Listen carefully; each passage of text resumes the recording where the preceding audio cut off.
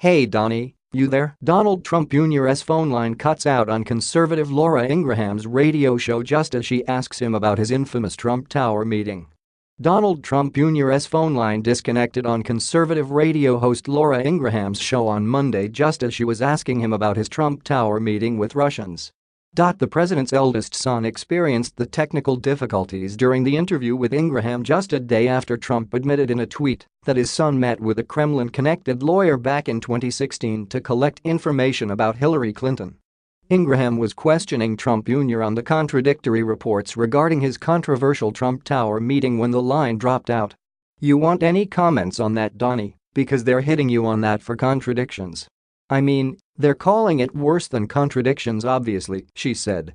Trump Jr. could be then heard saying, "Hello, Donnie, what is your reaction to all that?" Ingraham asked again.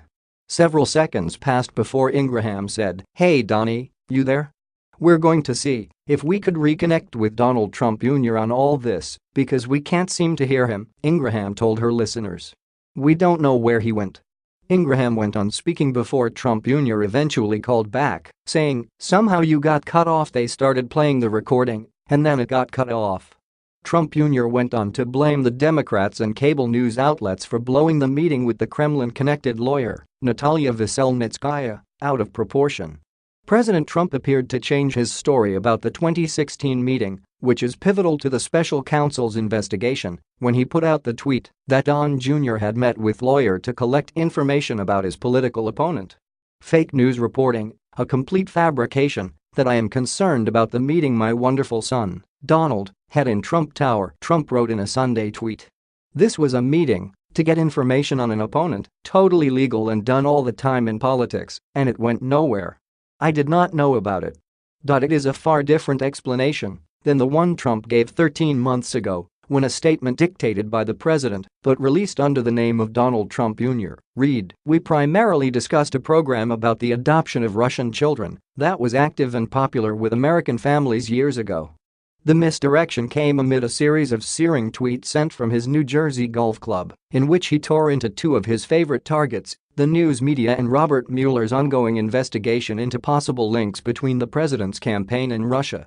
Trump unleashed particular fury at reports that he was anxious about the Trump Tower meeting attended by Trump Jr. and other senior campaign officials. Trump's critics immediately pounced on the new story, the latest of several versions of events about a meeting for which emails were discovered between the president's eldest son and an intermediary from the Russian government offering damaging information about Clinton. Betraying no surprise or misgivings about the offer from a hostile foreign power, Trump Jr. replied, "If it's what you say, I love it, especially later in the summer." Sunday's tweet was Trump's clearest statement yet on the purpose of the meeting, which has become a focal point of Mueller's investigation even as the president and his lawyers try to downplay its significance and pummel the Mueller probe with attacks. On Sunday, Trump again suggested without evidence that Mueller was biased against him, declaring, "This is the most one-sided witch hunt in the history of our country."